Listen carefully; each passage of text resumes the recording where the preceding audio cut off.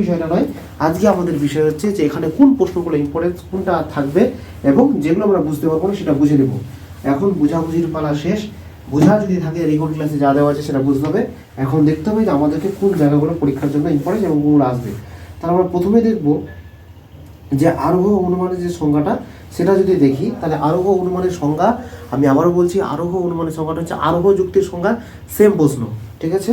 ওইখানে কি ছিল, যেখানে একাধিক আশ্রয় বাক্য থেকে যখন সিদ্ধান্তটা অনিবার্যভাবে নিশ্চিত হয় না, সেটা হচ্ছে গিয়ে কি আরোহ যুক্তি বা আরোহ অনুমান। আমি আবারও বলছি, আরোহ যুক্তি আর আরোহ অনুমানের ডেফিনিশন সেম। আমরা মূল জায়গায় চলে আসি একদম, যে জায়গাগুলো পড়লে পরে পরীক্ষা থাকবে। এখানে আমরা যদি একটা প্রশ্ন দেখি, তাহলে অনুমানের সত্যতার কয়টা দিক, এটা একটা ইম্পর্টেন্ট প্রশ্ন, এটা মাথায় রাখতে হবে। ভালো করে বোঝার চেষ্টা করবা যে অনুমানের সত্যতার কয়টি দিক, এটা পরীক্ষায় কিন্তু প্রশ্ন থাকতে পারে। অনুমানের সত্যতার কয়টি দিক, তাহলে কয়টি দিক হয় বলতো? অনুমানের সত্যতা যদি দিক দেখি, তাহলে দুটো দিক পাবো। কি কি? একটা হচ্ছে বস্তুগত, একটা হচ্ছে আকারগত সত্যতা, একটা হচ্ছে বস্তুগত সত্যতা। প্রথমে আমরা আকারগতটা নিয়ে নিই। একটা হচ্ছে আকারগত সত্যতা, আর 2 নম্বর হচ্ছে বস্তুগত সত্যতা। কি বললাম? এই দুটো জিনিস আমাদেরকে মাথায় রাখতে হবে। তাহলে অনুমানের সত্যতার কয়টি দিক? তাহলে অনুমানের সত্যতা যদি দেখি, তাহলে দুটো দিক পাবো আমরা। একটা হচ্ছে আকারগত সত্যতা, আর একটা হচ্ছে বস্তুগত সত্যতা। একটা আকারগত সত্যতা আর একটা হচ্ছে বস্তুগত সত্যতা। এই দুটো আশা করে বুঝে গেছো। যারা খাতা পেন নিয়ে বসেছে তারা খাতা পেনে লিখতে থাকবে। আচ্ছা, এবার এখানকার জিনিস যদি দেখি, তাহলে এখানে হচ্ছে আরোহ অনুমান সত্যতা, মানে আর এখানে অনুমানের সত্যতা গেল। এটা একটা জিনিস মাথায় রাখতে হবে যে এইখানে একটা বিষয় আমাদের ছুটে যাচ্ছে, সে বিষয়টা আছে, এটা শুধু অনুমানের সত্যতা না, এটা আরোহ অনুমানের সত্যতা। আরোহ অনুমানের সত্যতা আর অনুমানের সত্যতার উপরে এই দিকটা থাকবে। তাহলে আরোহ অনুমানের সত্যতার কয়টি দিক? দুটি, একটা হচ্ছে আকারগত সত্যতা, একটা বস্তুগত সত্যতা। দিক বা থাকতে পারে পরীক্ষায় যে আরোহ অনুমানের সত্যতার কয়টি বা আরোহ অনুমানের ভিত্তি কি, এটাও কিন্তু প্রশ্ন থাকতে পারে। আরোহ অনুমানের ভিত্তি, এখানে সত্যতা বলেছে, এখানে কিন্তু আমরা অবলিক দিয়ে প্রশ্ন, কিন্তু এটা থাকতে পারে যে আরোহ অনুমানের ভিত্তি কি বা আরোহ অনুমানের কয়টি ভিত্তি, এটাও কিন্তু থাকতে পারে। আরোহ অনুমানের সত্যতা বা আরোহ অনুমানের ভিত্তি। তাহলে আরোহ অনুমানের সত্যতা বা আরোহ অনুমানের ভিত্তি হচ্ছে দুটি, একটা হচ্ছে আকারগত সত্যতা, একটা হচ্ছে বস্তুগত সত্যতা। এই আকারগত সত্যতা আর বস্তুগত সত্যতার বিষয়টা আমরা যদি একটু দেখে নিই, তাহলে কি দেখব? যদি আমরা আরোহ অনুমানের আকারগত সত্যতা দেখি, তাহলে এই আরোহ অনুমানের আকারগত সত্যতার আবার দুটো আছে। কি কি? একটা হচ্ছে প্রকৃতির একরূপতা নীতি, প্রকৃতির একরূপতা নীতি, আর একটা হচ্ছে কার্যকরণ নীতি। প্রকৃতির একরূপতা নীতি আর একটা হচ্ছে কার্যকরণ নীতি। ওকে, তাহলে আমরা আরোহ অনুমানে যদি আকারগত সত্যতা দেখি, তাহলে কটা হচ্ছে? দুটো, একটা প্রকৃতির একরূপতা নীতি আর একটা হচ্ছে গিয়ে কার্যকরণ নীতি বা কার্যকরণ নিয়ম। আর আরোহ অনুমানে যদি বস্তুগত সত্যতা দেখি, তাহলে আমরা এখানে কটা পাবো বলতো? দুটো পাবো। কি কি? একটা হচ্ছে পর্যবেক্ষণ, একটা হচ্ছে পরীক্ষণ। পর্যবেক্ষণ ও পরীক্ষণ, এখান থেকে কিন্তু প্রশ্ন হয় যে জায়গাগুলো থেকে প্রশ্ন হয় সেই বিষয়গুলো শুধু আলোচনা করব। তারপরে আরোহ অনুমানের ভিত্তি পেলাম দুটো, আকারগত সত্যতা, বস্তুগত সত্যতা। আকারগত সত্যতা দুটো, প্রকৃতির একরূপতা নীতি, কার্যকরণ নীতি। আর বস্তুগত সত্যতা দুটো, একটা হচ্ছে পর্যবেক্ষণ ও পরীক্ষণ। এগুলো কিন্তু মাথায় রাখতে হবে, ঠিক আছে। আচ্ছা, এখানে যেটা বিষয় আমাদেরকে বুঝতে হবে সেটা হচ্ছে প্রকৃতির একরূপতা নীতি। পরীক্ষা থাকে যে প্রকৃতির একরূপতা নীতিটি কি, পরীক্ষা যদি প্রশ্ন থাকে তাহলে এটাই থাকবে, প্রকৃতির একরূপতা নীতি কি। তাহলে প্রকৃতির একরূপতা নীতি যদি আমরা দেখি,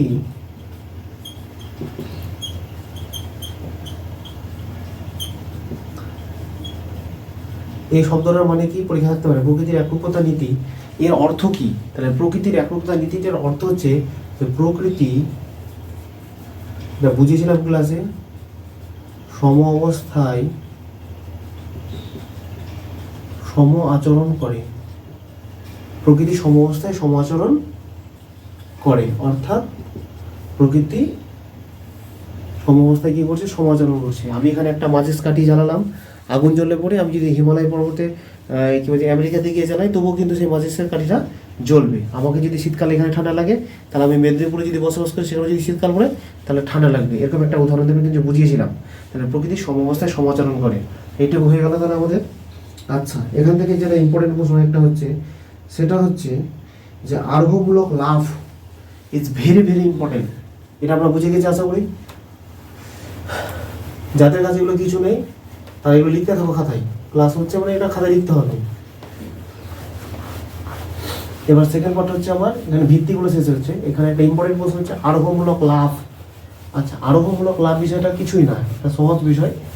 আমরা যদি একটুখানি দেখি তাহলে আমাদের কাছে এটা জল হয়ে যাবে। আরোহমূলক লাভ বিষয়টা বুঝে নিই, এটা পরীক্ষায় কিন্তু আসে অনেক সময়। আরোহমূলক লাভ,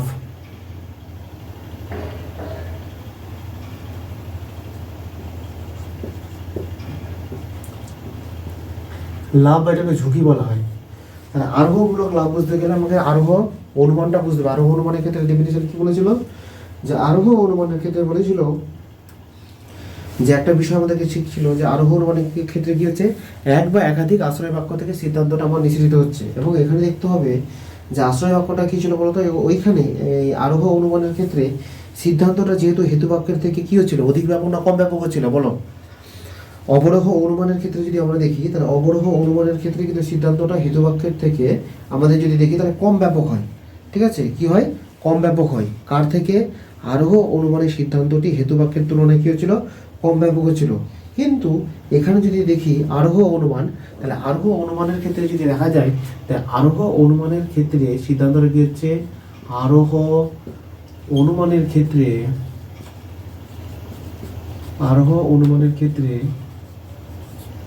সিদ্ধান্তটি আরোহ অনুমানের ক্ষেত্রে সিদ্ধান্তটি আশ্রয় বাক্যের তুলনায় বা হেতু বাক্যের তুলনায়, এটা মাথায় রাখতে হবে, আশ্রয় বাক্যের তুলনায় বেশি ব্যাপক হয় না কম ব্যাপক হয়, বেশি ব্যাপক হয়, এটা মাথায় রাখবা। আমরা আরোহ আর অবরোহ যুক্তির পার্থক্য বুঝলাম, সেখানে কিন্তু পড়েছিলাম আশ্রয় বাক্যের তুলনায় বেশি ব্যাপক হওয়ায় সিদ্ধান্ত প্রাপ্তির ক্ষেত্রে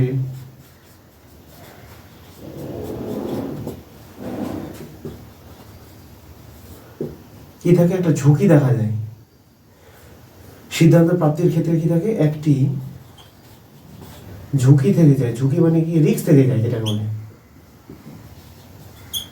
থেকে যায়। এই বিষয়টিকে কে বলেছে, এই বিষয়টিকে কে বলেছে বলো তো, কে বলতে পারবে? এই বিষয়টিকে বিজ্ঞানী মিল কি বলেছেন, সরি, এই বিষয়টিকে বিজ্ঞানী বেইন, এই বিষয়টিকে বিজ্ঞানী যুক্তিবিজ্ঞানী বেইন বা দার্শনিক বেইন কি নাম দিয়েছেন, এই বিষয়টিকে বিজ্ঞানী বেইন কি নাম দিয়েছেন, আরোহমূলক লাভ দিয়েছেন। কি দিয়েছেন, আরোহমূলক লাভ, আরোহমূলক লাভ বলেছেন। হয়ে গেল, আরোহমূলক লাভ বলেছেন। তাহলে আমরা কি দেখলাম, যে আরোহ অনুমানের ক্ষেত্রে সিদ্ধান্তটা কি হচ্ছে, সবসময় আরোহ অনুমানের ক্ষেত্রে সিদ্ধান্তটা আশ্রয় বাক্যের তুলনায় কি হচ্ছে বলতো, বেশি ব্যাপক হয়, এটা আমরা জানি। তখন এই সিদ্ধান্ত গ্রহণের ক্ষেত্রে বা সিদ্ধান্ত পাওয়ার ক্ষেত্রে কি হচ্ছে, একটা বাধা আসছে, একটা ঝুঁকি দেখা দিচ্ছে। ঠিক আছে, বা এটা কি হচ্ছে, আমার সবসময় নিশ্চিত থাকছে না, একটা অনিশ্চিত থাকছে। আমরা জানি যে আরোহ অনুমানের ক্ষেত্রে বা আরোহ যুক্তির ক্ষেত্রে সিদ্ধান্তটা কি হয়, মানে অনিশ্চিতভাবে নিশ্চিত হয় না, মানে নিশ্চিতভাবে নিশ্চিত হচ্ছে না, মানে কম নিশ্চিত হচ্ছে। তাহলে কি থাকছে, যে আমার সিদ্ধান্ত পাওয়ার ক্ষেত্রে বা সিদ্ধান্ত নিঃসরণের ক্ষেত্রে বা সিদ্ধান্তটা আমার প্রাপ্তির ক্ষেত্রে কি আছে, একটা ঝুঁকি থাকছে। ঠিক আছে, রিস্ক থাকছে। যুক্তিবিজ্ঞানী বেইন এই বিষয়টাকে কি বলেছেন, আরোহমূলক লাভ বলেছেন। এবং যুক্তিবিজ্ঞানী মিল এটিকে কি বলেছেন, অনুমানের প্রধান বৈশিষ্ট্য। এবং যদি পরীক্ষা থাকে যে মিলের মধ্যে আরোহমূলক অনুমানের মূল বৈশিষ্ট্য কি, পরীক্ষা থাকতে পারে মিলের মতে যদি আমি যুক্তিবিজ্ঞানী মিল দেখি, তাহলে মিলের মতে কিন্তু আরোহ অনুমানের এটা থাকতে পারে। মিলের মতে, মিল কি বলছে, যে আরোহ অনুমানের প্রধান বৈশিষ্ট্য হচ্ছে কি বলতো, আরোহমূলক লাভ। এটা মাথায় রাখবা যে আরোহমূলক লাভ এটা কার মতে প্রধান বৈশিষ্ট্য, আরোহমূলক লাভ হচ্ছে মিলের আরোহ অনুমানের, কে বলছে, মিলের মতে। মিল বলছে কথাটা, দার্শনিক মিল কি বলছেন, মিল বলছেন যে আরোহ অনুমানের প্রধান বৈশিষ্ট্য হচ্ছে আরোহমূলক লাভ। এটা পরীক্ষায় থাকতে পারে যে কার মতে, কোন দার্শনিকের মতে আরোহ অনুমানের প্রধান বৈশিষ্ট্য হলো আরোহমূলক লাভ, তাহলে এটা হয়ে যাবে মিলের মতে। ঠিক আছে। আর এই আরোহ অনুমানকে আরোহমূলক লাভ বা ঝুঁকি বলেছেন কে? বিজ্ঞানী বেইন। কেন বলেছেন? যেহেতু আরোহ অনুমানের ক্ষেত্রে সিদ্ধান্তটি আশ্রয় বাক্যের তুলনায় বেশি ব্যাপক হয়। বেশি ব্যাপক হয় কি হচ্ছে, সিদ্ধান্তটা পাওয়ার ক্ষেত্রে বা সিদ্ধান্তটি নিঃসরণের ক্ষেত্রে একটা কি থাকছে, ঝুঁকি থাকছে, একটা অনিশ্চয়তা থেকে যাচ্ছে। এই জন্য এই বিষয়টাকে বলা হচ্ছে কি আরোহমূলক লাভ। আমাদের হয়ে গেল এটা বিষয়। আচ্ছা, আমরা প্রকৃতির একরূপতা নীতি পড়ে নিয়েছি, এখান থেকে দরকার নেই।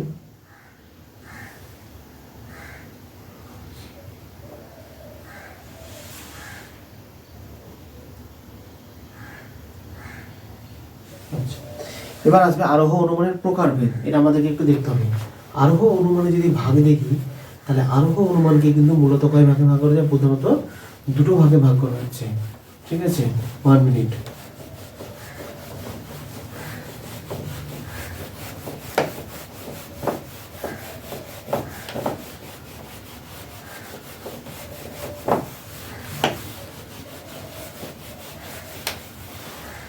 আরোহ অনুমানকে কটি ভাগে ভাগ করা হয়? আরোহ অনুমানকে মূলত দুটি ভাগে ভাগ করা হয়। একটা হচ্ছে তথাকথিত আরোহ অনুমান, একটা প্রকৃত আরোহ অনুমান। এই ছকটাকে মাথায় রাখার চেষ্টা করবা। আরোহ অনুমান, এই আরোহ অনুমানকে কটা ভাগে ভাগ করছে? মূলত দুটি ভাগে ভাগ করছে। একটা হচ্ছে তথাকথিত আরোহ অনুমান,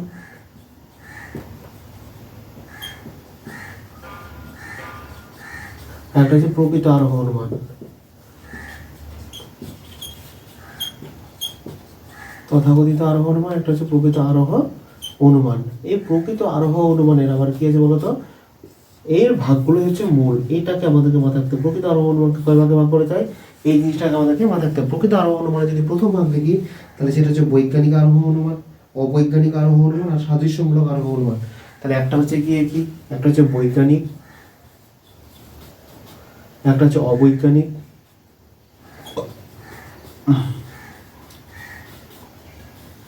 আর একটা হচ্ছে সাদৃশ্যমূলক, যেটাকে আমরা উপমা বলে দেখি।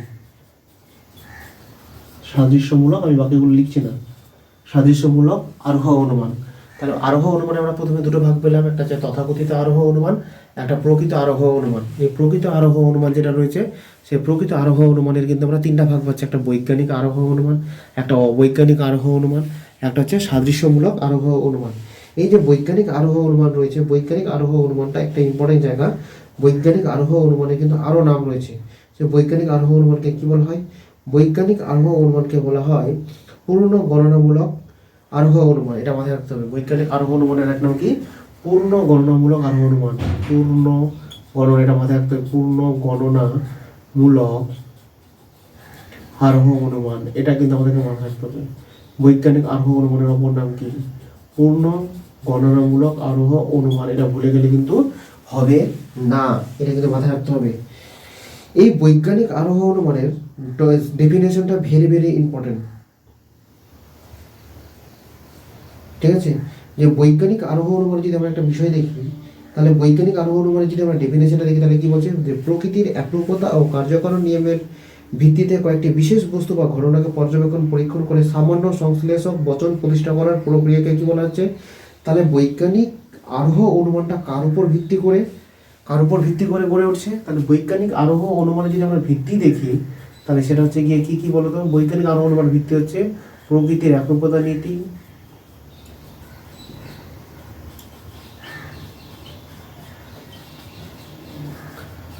প্রকৃতির একরূপতা নীতি ও কার্যকরণ নিয়ম। এটা মাথায় রাখবো, কার্যকরণ নিয়ম। একটা হচ্ছে প্রকৃতির একরূপতা নীতি, আর একটা হচ্ছে কার্যকরণ নিয়ম। তাহলে বৈজ্ঞানিক আরোহ অনুমানে যদি ভিত্তি দেখি, তাহলে দুটো পাবো, একটা হচ্ছে প্রকৃতির একরূপতা নীতি আর কার্যকরণ নিয়ম। তাহলে বৈজ্ঞানিক আরোহ অনুমানের ক্ষেত্রে যদি আমরা দেখে থাকি, যে আরোহ অনুমানে প্রকৃতির একরূপতা নীতি ও কার্যকরণ নিয়মের উপর ভিত্তি করে, ঠিক আছে, কোনো বস্তুর, ঠিক আছে, বা কয়েকটি বস্তু বা ঘটনাকে পর্যবেক্ষণ ও পরীক্ষণ করে, তাহলে কয়েকটা বস্তু বা কয়েকটা বিষয়কে আমরা কী করবো, বা কয়েকটা ঘটনাকে পর্যবেক্ষণ ও পরীক্ষণ করে আমরা কি বচন প্রতিষ্ঠা করবো বলতো? তাহলে বৈজ্ঞানিক আরোহ অনুমানের সিদ্ধান্তে থাকছে আমার কি বচন? বৈজ্ঞানিক আরোহ অনুমানের সিদ্ধান্তে আমার থাকছে সর্বদা মাথায় রাখতে হবে সামান্য সংশ্লেষক বচন। বৈজ্ঞানিক আরোহ অনুমানে কার প্রতিষ্ঠা করা হয়? সামান্য সংশ্লেষক বচনের প্রতিষ্ঠা করা হয়। সামান্য সংশ্লেষক সামান্য সংশ্লেষক বচনের প্রতিষ্ঠা করা, এটা মাথায় রাখতে হবে। সামান্য সংশ্লেষক বচনের প্রতিষ্ঠা করা হয়। পরীক্ষা থাকতে পারে কোন আরোহ অনুমানে সামান্য সংশ্লেষক বচনের প্রতিষ্ঠা করা হয়? এটা হচ্ছে সিদ্ধান্তে প্রতিষ্ঠা করা হচ্ছে, বচনের প্রতিষ্ঠা করা হয়, এটা মাথায় রাখতে হবে, করা হয়। তাহলে বৈজ্ঞানিক আরোহ অনুমান কাকে বলে? তাহলে যে আরোহ অনুমানে প্রকৃতির একরূপতা নীতি ও কার্যকারণ নিয়মের উপর ভিত্তি করে কয়েকটি ঘটনা বা বিষয়কে বা কয়েকটি বস্তুকে পর্যবেক্ষণ ও পরীক্ষণ করে কি করা হচ্ছে? সামান্য সংশ্লেষক বচনের প্রতিষ্ঠা করা হয়, তাকে কি বলে? তাকে বৈজ্ঞানিক আরোহ অনুমান বলে। আমি আর বলবো না, দিতে পারে, একবার আরেকবার বলে দিই যে আরোহ অনুমানে প্রকৃতির একরূপতা নীতি ও কার্যকারণ নিয়মের উপর ভিত্তি করে, মাথায় থাকবে, কয়েকটি ঘটনা বা বস্তুকে কি করা হচ্ছে? পর্যবেক্ষণ আর পরীক্ষণ করা হচ্ছে। তাহলে পর্যবেক্ষণ আর পরীক্ষণ করার পর কি করা হচ্ছে? একটা সামান্য সংশ্লেষক বচনের প্রতিষ্ঠা করা হচ্ছে, তাকে কি বলা হয়? বৈজ্ঞানিক আরোহ অনুমান বলা হয়। তাহলে বৈজ্ঞানিক আরোহ অনুমানের সিদ্ধান্তে কোন বচনের প্রতিষ্ঠা করা হচ্ছে? সামান্য সংশ্লেষক বচনের প্রতিষ্ঠা করা হচ্ছে। সিদ্ধান্তে, এটা মাথায় রাখতে হবে, সামান্য সংশ্লেষক বচনের প্রতিষ্ঠা করা হচ্ছে। হয়েছে? ক্লিয়ার হয়ে গেছে? তাহলে বৈজ্ঞানিক আরোহ অনুমানের অপর নাম কি? বৈজ্ঞানিক আরোহ অনুমানের অপর নাম হচ্ছে পূর্ণ গণনামূলক আরোহ অনুমান।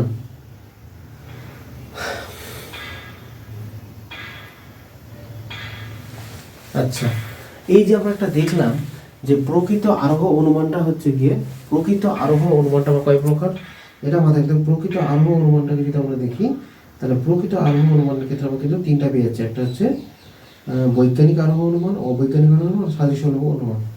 আচ্ছা,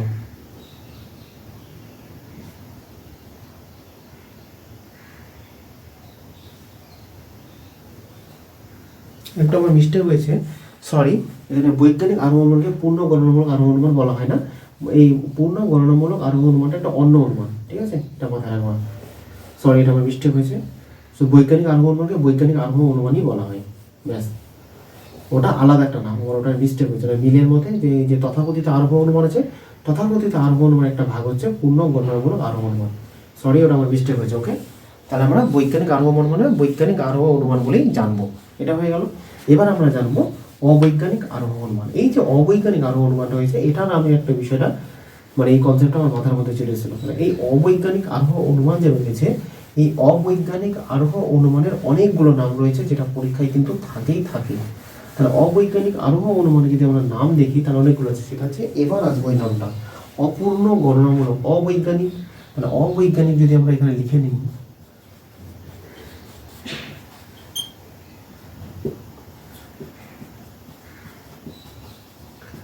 অবৈজ্ঞানিক আরোহ অনুমান যদি দেখি, এর অনেকগুলো নাম রয়েছে, এই নামগুলো মাথায় রাখবো। অপূর্ণ গণনামূলক আরোহ অনুমান, অপূর্ণ গণনা আরোহ অনুমান, ঠিক আছে? অবৈজ্ঞানিক আরোহ অনুমানে কি কি নাম হচ্ছে? অপূর্ণ গণনামূলক আরোহ অনুমান হয়ে গেল। তাহলে এবার দেখা যাচ্ছে, আগের যখন দেখলাম আমরা বৈজ্ঞানিক আরোহ অনুমান কার উপর ভিত্তি করে হলো, তাহলে প্রকৃতির একরূপতা নীতি আর কার্যকরণ নীতির উপর ভিত্তি করে হলো, ঠিক আছে? কিন্তু অবৈজ্ঞানিক আরোহ অনুমানটা যদি দেখি, শুধুমাত্র কার্যকারণ সম্পর্কের উপর নির্ভর না করে, যে অবরোহ আরও যদি আমরা অবৈজ্ঞানিক আরোহ অনুমানটা দেখি, একটা ভেরি ভেরি একটা ইম্পর্টেন্ট সংজ্ঞা, এটা হচ্ছে যে আরোহ অনুমানে কার্যকারণ সম্পর্কের উপর নির্ভর না করে, যেহেতু নোট দিয়ে দিয়েছি, মানে অবৈজ্ঞানিক আরোহ অনুমানটা হচ্ছে এরা শুধুমাত্র যে কার্যকারণ নিয়মের উপর ভিত্তি করে বা প্রকৃতির একরূপতা নীতির উপর ভিত্তি করে কোনো একটা সংশ্লেষক বচন প্রতিষ্ঠা করার চেষ্টা করছে, সেটা নয়।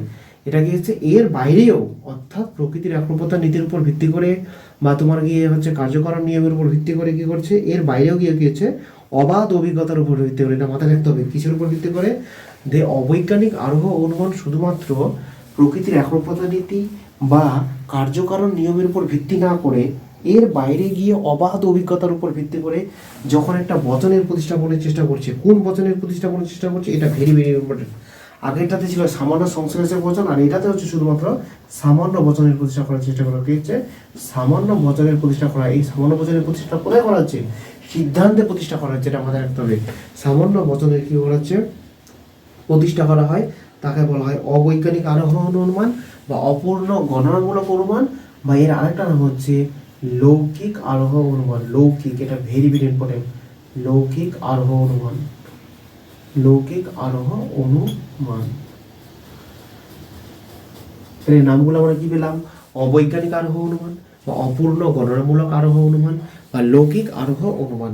ওকে, এখানে একটা বিষয় মাথায় রাখতে হবে। তাহলে অবৈজ্ঞানিক আরোহ অনুমান পরীক্ষা থাকতে পারে যে অবাধ অভিজ্ঞতার উপর ভিত্তি করে বিশেষ বচন থেকে যে সামান্য বচন প্রতিষ্ঠা করা হয়। কোন অনুমানের ক্ষেত্রে?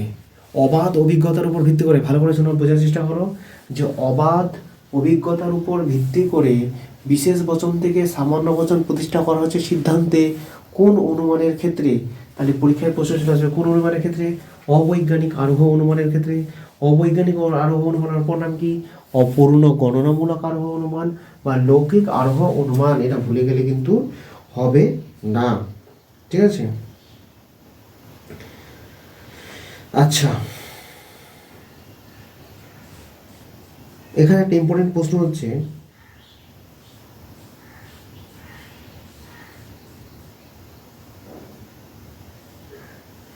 অবৈজ্ঞানিক বা লৌকিক আরোহ অনুমানে একটা ত্রুটি থাকে পরীক্ষায়। অবৈজ্ঞানিক বা লৌকিক আরোহ অনুমানে যে ত্রুটি করা হয়, মানে একটা ত্রুটি রয়েছে, এটা মাথায় আমি লিখছি না এখানে, মুখে বলে দিচ্ছি। অবৈজ্ঞানিক আরোহ অনুমানের একটা ত্রুটি হচ্ছে যে এই অবৈজ্ঞানিক আরোহ অনুমানের ক্ষেত্রে যে সামান্য বচনটাকে প্রতিষ্ঠা করা হচ্ছে সেটা কখনোই সুনিশ্চিত হতে পারে না, এটা মাথায় রাখবা। অবৈজ্ঞানিক আরোহ অনুমানের ক্ষেত্রে বা লৌকিক আরোহ অনুমানের ক্ষেত্রে, অপূর্ণ গণনামূলক আরোহ অনুমানের ক্ষেত্রে যে বিশেষ বচন থেকে যে সামান্য বচনটাকে প্রতিষ্ঠা করা হচ্ছে সেটা কখনোই সুনিশ্চিত হতে পারে না, এটা মাথায় রাখবা। এটা একটা ত্রুটি, ঠিক আছে, প্রধান ত্রুটি। সম্ভাব্য হয়, সুনিশ্চিত হয় না, কখনো সম্ভাব্য হয়। এবার দেখা যাচ্ছে যে লৌকিক আরোহ অনুমানকে শিশুসুলভ অনুমান বলে উপহাস করেছেন। লৌকিক আরোহ অনুমান কি বলেছেন? শিশু সুলভ, এটা আমি দিয়েছিলাম নোটে। লৌকিক আরোহ অনুমানকে শিশু সুলভ। শিশু সুলভ কেন হয় না? এই শিশুর মতো এটাকে একটা হাস্যকর করেছে, মানে সুনিশ্চিত নেই, সম্ভাব্য সবসময় সিদ্ধান্তটা। তার লৌকিক আরোহ অনুমানকে শিশু সুলভ অনুমান বলেছেন, অনুমান বলে উপহাস করেছেন। অনুমান বলে কি করেছেন? উপহাস, মানে অট্টহাসে এসেছেন, উপহাস করেছেন। কে করেছেন? উপহাস করেছেন কে? বেকন। কে করেছেন? বেকন। যুক্তিবিজ্ঞানী কে? বেকন, এটা মাথায় রাখবা। লৌকিক আরোহ অনুমানকে শিশুসুলভ অনুমান বলে উপহাস করেছেন কে? বিজ্ঞানী বেকন। ঠিক আছে এটা? আচ্ছা, উপমা যুক্তি আমরা জানি, উপমা যুক্তি নিয়ে আলোচনা করবো না। উপমার ক্ষেত্রে মাথায় রাখতে হবে উপমা মানে কি? উপমা হচ্ছে সাদৃশ্য। তাহলে বৈজ্ঞানিক অবৈজ্ঞানিক আরোহ অনুমান হলো, চলে আসলো কি এবার সাদৃশ্যমূলক। সাদৃশ্য মানে কি? উপমা যুক্তি। উপমা মানে জানি যে কয়েকটা বিষয়ের মধ্যে সামান্যীকরণ করে, সামান্যীকরণ বলতে সাদৃশ্য দেখে আমরা যখন একটা সিদ্ধান্তে উপনীত হই বা কোনো কিছু, কোনো বিষয় বা কোনো বস্তুকে আমরা প্রতিস্থাপনের চেষ্টা করছি কিছু শুধু সাদৃশ্যের উপর ভিত্তি করে, সেটাকে বলা হয় সাদৃশ্যমূলক আরোহ অনুমান। ঠিক আছে, এটা আমাদের মাথায় থাকবে আশা করি। সাদৃশ্য মানে হচ্ছে উপমা, উপমা মানে হচ্ছে সাদৃশ্য, মানে কোনো কিছুর তুলনা করা, অর্থাৎ কোনো বিষয় বা কোনো বস্তুর কিছু সাদৃশ্য দেখে বা কিছু সামান্যীকরণ করার পর আমরা যখন অপর কোনো একটা বস্তুকে, অজ্ঞাত কোনো একটা বস্তুকে প্রতিস্থাপনের চেষ্টা করছি, তাহলে সেটা হয়ে যাচ্ছে কি আমার সাদৃশ্যমূলক অনুমান, সাদৃশ্যমূলক আরোহ অনুমান, বা আমার সাদৃশ্যমূলক উপমা অনুমানও আমরা বলতে পারি। আচ্ছা আচ্ছা, উপমা যুক্তির মূল সূত্রটির কথা কে বলেছিলেন? এটা মাথায় রাখতে হবে। উপমা যুক্তির যদি মূল সূত্রের কথা বলি তাহলে একটা মিল। উপমা যুক্তির মূল সূত্রের কথা কে বলেছিলেন? উপমা যুক্তির মূল সূত্রের কথা বলেছেন মিল, দার্শনিক মিল। উপমা মানে কি? সাদৃশ্য আমরা জানি। উপমা যুক্তি কয় প্রকার আমরা পড়েছি? একটা হচ্ছে মন্দ উপমা, একটা বা দুষ্ট উপমা, সরি একটা মন্দ উপমা, দুষ্ট উপমা, একটা ভালো উপমা। আমাদের এখান থেকে দেখার দরকার নেই। আচ্ছা, এখান থেকে একটা প্রশ্ন এসে থাকে যে উপমা কথাটি কয়টি অর্থে ব্যবহৃত হয়? এটা মাথায় রাখতে হবে। উপমা কথাটি কয়টি অর্থে ব্যবহৃত হয়? উপমা কথাটি কয়টি অর্থে ব্যবহৃত হয় কে বলতে পারবে? তিনটি অর্থে ব্যবহৃত হয়। তিনটি অর্থে ব্যবহৃত হয়। উপমা কথাটি কয়টি অর্থে ব্যবহৃত হয়? উপমা কথাটি তিনটি অর্থে ব্যবহৃত হয়। উপমা কথাটি কয়টি অর্থে ব্যবহৃত হয়? তিনটি অর্থে। কি কি লিখছি না, আমি বলে দিচ্ছি, ভালো করে শুনে নাও। একটা হচ্ছে কাব্য সাহিত্যের অলঙ্কার রূপে, অর্থাৎ তোমরা যদি বাংলা বা সংস্কৃতের ক্ষেত্রে কাব্য পড়ে থাকো সেক্ষেত্রে থেকে উপমা, অর্থাৎ মেঘের সাথে যেমন একটা শব্দ আছে ঘন, ঘনের শ্যাম, ঘনইব শ্যাম, অর্থাৎ মেঘের মতো কালো। ঠিক আছে, তাহলে এখানে মাথায় রাখতে হবে আমাকে কি, বাংলাতে বলেন তুষার ধবল, তুষারের মতো ধবলটা কিন্তু সাদা। ঠিক আছে, এই যে তুলনাগুলো এগুলো কাব্য বা সাহিত্যের ক্ষেত্রে আমরা পাবো। তাহলে একটা হচ্ছে গিয়ে প্রথম যদি উপমার অর্থ দেখি তিনটা অর্থ। প্রথম অর্থটা হচ্ছে কার ক্ষেত্রে? কাব্য ও সাহিত্য অলঙ্কার রূপে। 2 নম্বরটা যদি বিজ্ঞানে ও অন্যান্য শাস্ত্রে, ঠিক আছে। আর 3 নম্বরটা হচ্ছে কি দৈনন্দিন জীবনে যুক্তিবিজ্ঞানে, যেটা আমরা এখন দেখছি এখানে যুক্তিবিজ্ঞানে 3 ধরনের আমরা উপমা পাচ্ছি। একটা হচ্ছে কাব্য বা অলঙ্কারে পাচ্ছি বা সাহিত্যের ক্ষেত্রে পাচ্ছি, কাব্য ও সাহিত্যে। ওকে, আমরা মাথায় রাখবো প্রথমে হচ্ছে কাব্য ও সাহিত্যে, কাব্য ও সাহিত্যে, ঠিক আছে, কাব্য ও সাহিত্যে। ওকে, একটা হচ্ছে বিজ্ঞানের ক্ষেত্রে, সেখানে হচ্ছে বিজ্ঞানের ক্ষেত্রে, একটা হচ্ছে দৈনন্দিন জীবনে বা যুক্তির ক্ষেত্রে। দৈনন্দিন জীবনে, দৈনন্দিন জীবন বলতে সবসময় দর্শন কী করে দৈনন্দিন জীবনের বা যুক্তিবিজ্ঞানে, দৈনন্দিন জীবনে ও যুক্তিবিজ্ঞানে, এটা মাথায় রাখবে। 3 নম্বরটা হচ্ছে দৈনন্দিন জীবনে ও যুক্তিবিজ্ঞানে, দৈনন্দিন জীবনে ও যুক্তিবিজ্ঞানে, এই 3টা অর্থে কিন্তু উপমাটা ব্যবহৃত হয়। এটা কোনোবার আসেনি, কিন্তু আমি একটু আলোচনা করেছিলাম যে আসতে পারে। উপমার কয়টি অর্থ এটা মাথায় রাখবো। তাহলে উপমা শব্দটির 3টি অর্থ কী কী? একটা হচ্ছে কাব্য ও সাহিত্যে অলঙ্কার রূপে ব্যবহৃত হয়, কাব্য ও সাহিত্যে অলঙ্কার রূপে একটা হয়ে গেল। তারপর হচ্ছে বিজ্ঞানের যেগুলো জটিল বিষয় আছে সেগুলোকে সহজ করার জন্য কী করছে, আমার উপমাটা সেই অর্থে ব্যবহৃত হয়, অর্থাৎ বিজ্ঞানের ক্ষেত্রে একটা ব্যবহৃত হয়। আর একটা হচ্ছে দৈনন্দিন জীবনে ও যুক্তিবিজ্ঞানে, একটা হচ্ছে দৈনন্দিন জীবনে, আর একটা হচ্ছে গিয়ে কি বললাম যুক্তিবিজ্ঞানে আমার উপমা শব্দটি টোটাল 3টি অর্থে ব্যবহৃত হয়, ঠিক আছে। আচ্ছা, বিজ্ঞানে ও অন্যান্য শাস্ত্রে ব্যবহৃত হয়। এটা বিজ্ঞানে যেটা বললো না ওটা মাথায় রাখবে, বিজ্ঞানে ও অন্যান্য শাস্ত্রে হয়ে গেল। সামান্যীকরণ বিষয়টা কি সেটা আমরা বলেছিলাম।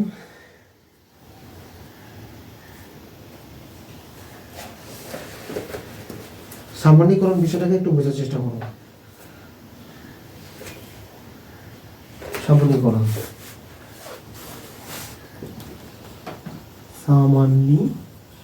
সামান্যীকরণ হচ্ছে যে কয়েকটা বিষয়ের মধ্যে বা কয়েকটা বস্তুর মধ্যে আমরা সাদৃশ্য দেখবো, ঠিক আছে, মানে সিমিলারিটি বলে যেটাকে। তাহলে একটি প্রক্রিয়া, সামান্যীকরণ হচ্ছে কি একটা প্রক্রিয়া যার সাহায্যে কয়েকটি বিশেষ বস্তু বা ঘটনাকে পর্যবেক্ষণ করে সামান্য বচন প্রতিস্থাপন করা হয়। সামান্যীকরণ মানে হচ্ছে সামান্য বচন আবার প্রতিষ্ঠা করা হচ্ছে। তাহলে সামান্যীকরণ হচ্ছে কি একটি প্রক্রিয়া, সামান্যীকরণ হচ্ছে একটি প্রক্রিয়া যার সাহায্যে কি করা হয়, যার সাহায্যে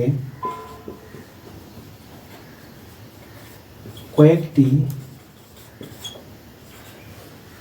বস্তু বা ঘটনাকে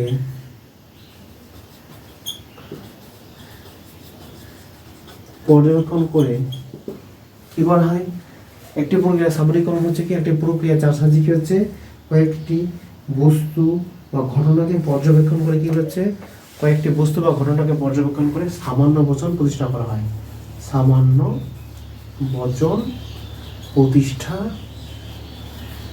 করা হয়, সেটা হচ্ছে সামান্যীকরণ। তাহলে সামান্যীকরণ হচ্ছে একটি প্রক্রিয়া যার সাহায্যে কয়েকটি বস্তু বলতে কয়েকটি বিশেষ বস্তু হতে পারে বা কয়েকটি বিশেষ ঘটনা হতে পারে, যাদেরকে কী করে ঘটনাকে পর্যবেক্ষণ করে সামান্য বচন প্রতিষ্ঠা করা হয়। পরীক্ষা থাকতে পারে যে সামান্যীকরণের ক্ষেত্রে কোন বচনের প্রতিষ্ঠা করা হয়, তাহলে মাথায় রাখবে সামান্য বচনের প্রতিষ্ঠা করা হয়। হয়ে গেল, বুঝেছো? এবার এখানে একটা প্রশ্ন আছে,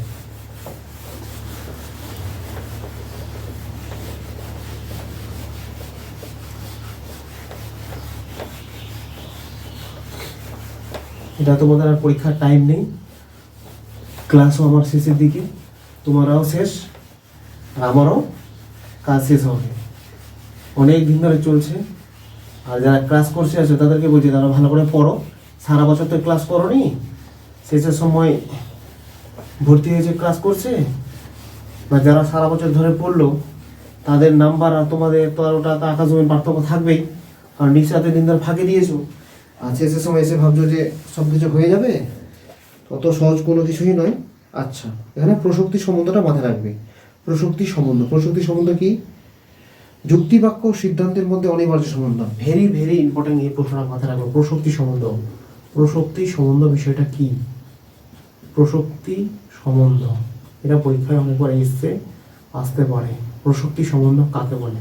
তাহলে প্রসক্তি সম্বন্ধটা মাথায় রাখতে হবে। যুক্তিবাক্য ও সিদ্ধান্তের মধ্যে যে অনিবার্য সম্বন্ধ, যুক্তিবাক্য ও সিদ্ধান্তের মধ্যে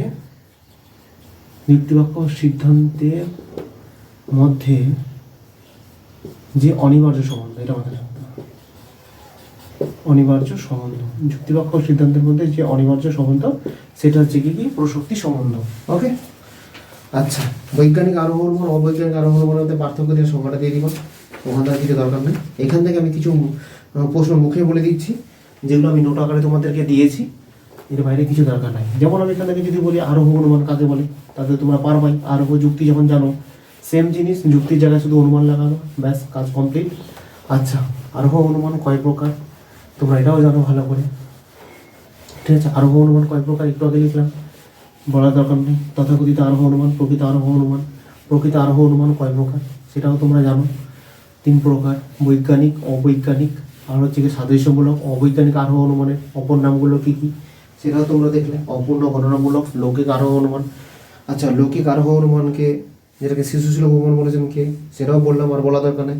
এই সিস্টেম অফ লজিক গ্রন্থের রচয়িতাকে তোমরা জানো, আমি আবার বলে দিচ্ছি কয়েকটা বিষয় এখান থেকে ইম্পর্টেন্ট, শুধু মুখে বলে দিই, বাকিগুলো তোমরা শুনে নাও। অনুমান কয় প্রকার তোমরা জানো, 2 প্রকার। তার একটা হচ্ছে অবরোহ অনুমান, আরোহ অনুমান যুক্তির ক্ষেত্রে, ঠিক আছে। এবার যদি বৈজ্ঞানিক আর অবৈজ্ঞানিক আরোহ অনুমানটা বলে, সেটা হচ্ছে কি প্রকৃত আরোহ অনুমানের একটা ভাগ। আচ্ছা, এ সিস্টেম অফ লজিক গ্রন্থের রচয়িতাকে, এটা তোমরা জানো, জন স্টুয়ার্ট মিল। মাথায় রাখতে হবে, এই সিস্টেম অফ লজিক গ্রন্থের রচয়িতাকে জন স্টুয়ার্ট মিল। ওকে, এবার ছিল, এটা প্রশ্ন এসেছিল 2019 সালে, আরোহ অনুমানের আকারগত ভিত্তি কী কী আমরা দেখলাম। আরোহ অনুমানের আকারগত ভিত্তি হচ্ছে প্রকৃতির একরূপতা নীতি আর কার্যকরণ নীতি বা কার্যকরণ নিয়ম, হয়ে গেল। প্রকৃতির একরূপতা নীতি কাকে বলে একটু আগে আমরা বোর্ডে লিখলাম, দরকার নেই। আচ্ছা, এবার আসলে 2022 সালে ছিল আরোহ অনুমানের বস্তুগত ভিত্তি কী কী। বস্তুগত ভিত্তি আমাদের দেখলাম 2টো ভিত্তি ছিল, একটা আকারগত, একটা বস্তুগত। আকারগতের মধ্যে পেলাম প্রকৃতির একরূপতা নীতি, কার্যকরণ নিয়ম। আর বস্তুগত ভিত্তির মধ্যে ছিল পর্যবেক্ষণ আর পরীক্ষণ, হয়ে গেল। সামান্যীকরণ কাকে বলে ওটা লিখে দিয়েছি, দরকার নেই। আরোহ অনুমান সংক্রান্ত ঝুঁকি বা লাভ কাকে বলে এটা আমরা জানি। আরোহমূলক লাভ কাকে বলে এটা পরীক্ষা আসবে, 2015-তে এসে, 2017-তে এসে, 2019-এ এসে, আর পরেও হয়তো এসছে, সেটা আমরা জানি। আচ্ছা, একটি সার্বিক বা সামান্য সংশ্লেষক বচনের উদাহরণ দাও। নর্মাল, সকল মানুষ হয় মরণশীল। একটি অবরোহ যুক্তি কখন বৈধ হয়? দেখো, একটা যুক্তি বৈধ তখনই হবে যখন যুক্তির যে বৈধতা নিয়মগুলো আছে সেগুলো সঠিকভাবে পালন করবে।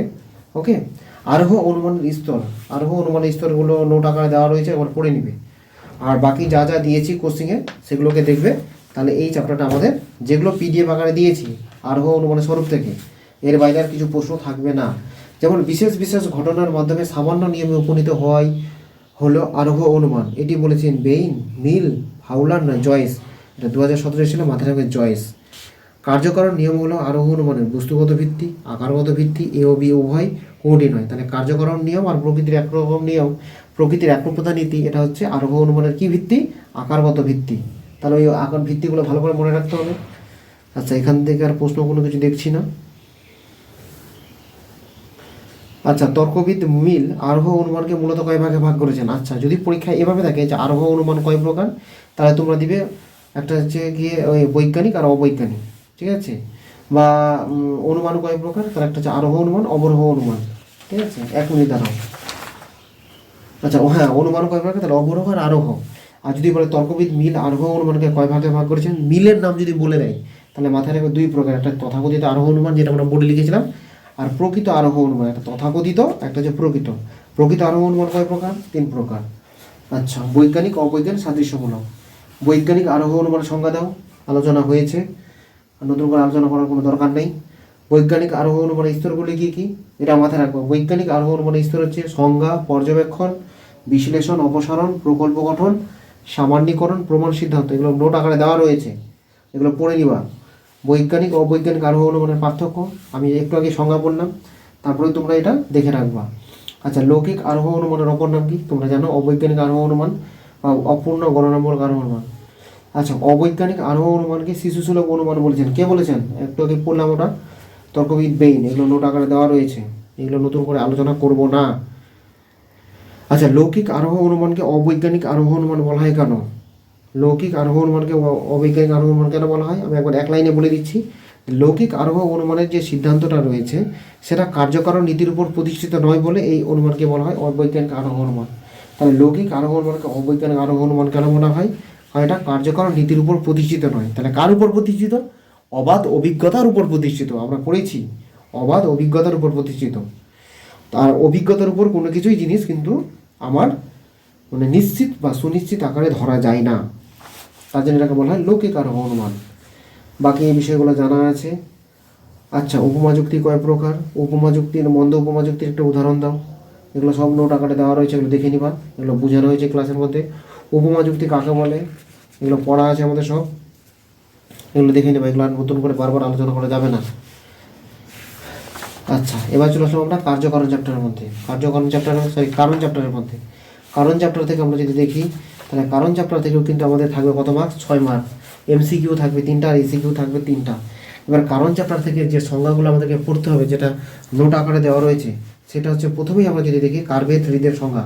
কার মতে? কার্ভেদ রিড। কার্ভেদ রিড কী বলছে? কার্ভেদ রিড বলছেন যে কারণের লক্ষণ প্রসঙ্গে কী বলছেন? গুণের দিক থেকে কারণ হলো কার্যের অব্যবহৃত শর্তান্তরহীন অপরিবর্তনীয় ঘটনা। আমি বিষয়টাকে শুধু মুখে বলে যাই, যেহেতু পিডিএফ দেওয়া রয়েছে, এটাকে আমি বারবার কিন্তু লিখে লিখে এখানে ঘাটিয়া করবো না। এক নম্বর কথা, তোমরা পিডিএফটাকে খুলে অন্তত দেখো, নাহলে পরীক্ষায় মরবা, এটা সিওরে থাকো একদম। তাহলে কার্ভেদ রিড কী বলছেন? কার্ভেদ রিড বলছেন গুণের দিক থেকে কারণ হলো কার্যের অব্যবহৃত শর্তান্তরহীন অপরিবর্তনীয় অগ্রবর্তী ঘটনা। তো এটা কোন কিসের দিক থেকে? তাহলে কার্ভেদ রিড দুটো জায়গা থেকে আমার কারণের ডেফিনেশনটাকে ব্যাখ্যা করছেন। একটা হচ্ছে গুণগত দিক থেকে, একটা পরিমাণগত দিক থেকে। গুণগত দিক থেকে তিনি কী বলছেন? গুণগত দিক থেকে তিনি বলছেন যে কারণ হলো কার্যের অব্যবহৃত, আর অগ্রবর্তী মানে কি? আগে ঘটবে, মানে পূর্বে থাকবে, ঠিক আছে, মানে যেটা পূর্বের ঘটনা।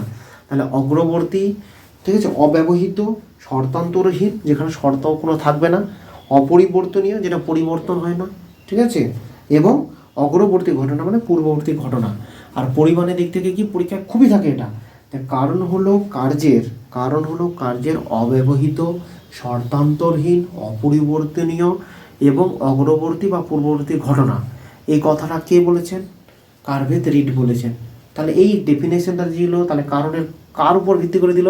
তাহলে গুণগত লক্ষণ অনুসারে। পরিমাণগত দিক থেকে কি বলেছে? পরিমাণগত দিক থেকে তিনি বলছেন যে কারণ হলো কার্যের সমান। হয়ে গেল, দুটো সংজ্ঞা এখানে আছে।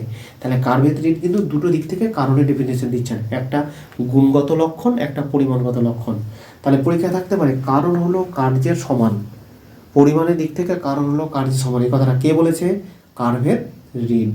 আর কারণ হলো কার্যের অব্যবহৃত, অপরিবর্তনীয়, শর্তান্তরহীন, অগ্রবর্তী ঘটনা। এটা কোন লক্ষণ? কারণের গুণগত লক্ষণ। কে বলেছেন? কার্ভেদ রিড। এরপরেও যদি মাথায় না ঢুকে, তাহলে তোমরা হরলিক্স টলিক্স খাও, হ্যাঁ, নাহলে পরীক্ষায় গিয়ে ওই নাম্বারটা ছাড়া পড়বে, আর কি করে যাবে। হয়ে গেল। তারপরে দেখো যুক্তিবিজ্ঞানী মিল, এটা টেস্ট পরীক্ষার প্রথম স্কুলটা সলভ করতে গিয়ে কিন্তু টেস্ট পরীক্ষা আমরা পেয়েছি। যদি পরীক্ষায় থাকে কারণ হলো সদর্থক, সদর্থক মানে কি? হ্যাঁবাচক ও নঙর্থক শর্তের সমষ্টি। তাহলে বুঝে নিতে হবে এটা কে বলছে? মিল বলছে কথাটা। কে বলছে? মিল। কারণ হলো সদর্থক ও নঙর্থক শর্তের সমষ্টি। এই উক্তিটা কে বলেছে? মিল বলেছে। কে বলেছে? মিল। বুঝে গেছে আশা করি। না বুঝতে পারলে কিছু করার নেই। আচ্ছা, কিন্তু বুঝতে হবে। এবার তোমরা যদি একদম এটাকে না গুরুত্ব দিয়ে অন্য কিছুতে করে থাকো, তাহলে তোমাদের কিচ্ছু করার নাই। হয় পড়তে হবে, নাহলে মরতে হবে, যে কোনো একটা জায়গায়। এবার তোমরা কোনটা চাও সেটা তোমরা ডিসিশন নিবা। পরীক্ষা আমি দিতে যাব না, পরীক্ষা দিতে যাবে তোমরা। এতবার বোঝানোর পর যদি এই বিষয়গুলো না মাথায় ঢুকে, তাহলে ভাববো যে মাথায় তোমাদের চ্যাং মাছ ঢুকিয়েছে। তাহলে কারণ হলো কি বললাম? মিল কি বলছে? মিল বলছে কারণ হলো কিসের সমষ্টি? কোন কোন শর্তের সমষ্টি? আমরা জানি যে কারণ হলো কতগুলো শর্তের সমষ্টি। গুড, খুব সুন্দর ডেফিনেশন। কিন্তু কতগুলো শর্তের সমষ্টি? কোন কোন শর্তের সমষ্টি? সদর্থক আর নঅর্থক শর্তের সমষ্টির কথা কে বলেছেন? আমাদের মিল বলেছেন। কে বলেছেন? মিল বলেছেন। ওকে, এবার পরীক্ষায় প্রশ্ন দেখতে পারে, তাহলে শর্ত কাকে বলবো? তাহলে কতগুলো শর্ত মিলিত হয়ে কতগুলি শর্ত মিলিত হয়ে কি তৈরি হচ্ছে? কতগুলি শর্ত মিলিত হয়ে আমার কি তৈরি হচ্ছে? কারণ তৈরি হচ্ছে। তাহলে শর্তের সমষ্টিকে যদি আমি কারণ বলি, তাহলে শর্ত কি? শর্ত কি? শর্ত হচ্ছে কারণের একটি কি অপরিহার্য অংশ। শর্ত হলো কারণের একটি কি অপরিহার্য অংশ। মাথায় থাকবে, পরীক্ষা থাকতে পারে। কারণ ও শর্তের মধ্যে পার্থক্য লিখো। লিখে দিবা কারণ হলো কতগুলি শর্তের সমষ্টিকে কারণ বলে, আর শর্ত হলো কারণের একটি অপরিহার্য অংশ। পার্থক্য হয়ে গেল। পরীক্ষায় থাকতে পারে শর্ত কি, তাহলে শর্ত হলো কারণের একটি অপরিহার্য অংশ। কারণ কাকে বলে, তাহলে কতগুলি শর্তের সমষ্টিকে কি বলে, কারণ বলে। এবার বলে কার্য কাকে বলে, তাহলে কার্য হচ্ছে কারণের পরবর্তী ঘটনাকে কি বলে, কারণের পরে যেটা ঘটবে তার মানে পরবর্তী, মানে পরে ঘটছে, তাহলে কারণের পরবর্তী ঘটনাকে কি বলে, কার্য বলে। হয়ে গেল। আমরা এখানে কার্ভেথ্রিডের ডেফিনেশন জানলাম, মিলের ডেফিনেশন জানলাম। কার্ভেথ্রিডের দুটো ডেফিনেশন, একটা গুণগত লক্ষণ, একটা পরিমাণগত লক্ষণ জানলাম। ওকে, তারপরে আমরা শর্ত জানলাম, কারণ আর শর্তের মধ্যে পার্থক্য জানলাম। আমরা জানলাম কি, কার্য জানলাম। কার্য আমাদেরকে কাকে বলে। হয়ে গেছে। এবার এখান থেকে যেটা আছে মূল প্রশ্ন, বহু কারণবাদ কাকে বলে। দুটো প্রশ্ন, বহু কারণবাদ আর এক কারণবাদ ইজ ভেরি ভেরি ইম্পর্টেন্ট। বহু কারণবাদ একটা গেল, একটা হচ্ছে এক কারণবাদ।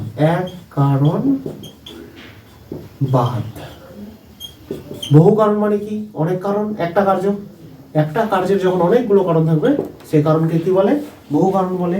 আর এক কারণবাদ মানে কি, একটা কারণ একটা কার্য, বিষ খেলো মরে গেল, তাহলে বিষটা হলো কারণ, মৃত্যুটা হলো কার্য। একটাই কারণ একটাই কার্য। ঠিক আছে, এটা মাথায় রাখতে হবে। এখানে বহু কারণবাদ তাহলে কি বললাম, যে একটা কার্যের যখন অনেকগুলো কারণ থাকছে সেটা হচ্ছে বহু কারণবাদ। আর এক কারণবাদ মানে কি, একটা কারণে একটা কার্যের একটাই কারণ, সেটা হচ্ছে আমার কি এক কারণবাদ। এই যে বহু কারণবাদ আছে, বহু কারণবাদের কিন্তু আমার প্রবক্তা রয়েছে। বহু কারণবাদের প্রবক্তা কারা আর এক কারণবাদের প্রবক্তা কারা, পরীক্ষায় আসবে। বহু কারণবাদের প্রবক্তা কয়জন, দুইজন। কে কে ছিল, মিল ও বেইন। মিল আর বেইন হচ্ছে কিসের, বহু কারণবাদ।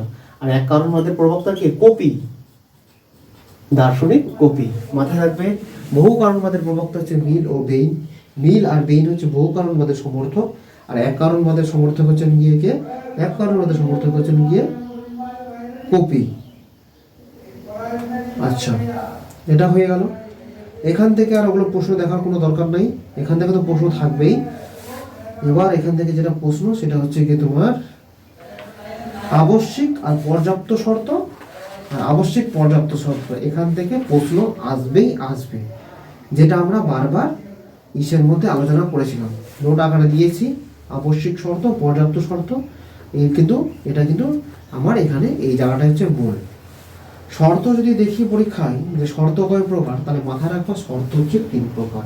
কারণের ক্ষেত্রে যে শর্ত, সেই শর্ত হচ্ছে কয় প্রকার, 3 প্রকার। এখান থেকে প্রশ্ন কিন্তু থাকবে শর্ত থেকে। একটা হচ্ছে আবশ্যিক শর্ত, একটা হচ্ছে পর্যাপ্ত শর্ত, আর একটা হচ্ছে আবশ্যিক পর্যাপ্ত শর্ত। আমি আবারও বলছি, শর্ত কয় প্রকার, কারণের দিক থেকে শর্ত হচ্ছে 3 প্রকার। শর্ত কয় প্রকার, 3 প্রকার। কয় প্রকার বললাম, 3 প্রকার। একটা হচ্ছে আবশ্যিক, একটা হচ্ছে পর্যাপ্ত,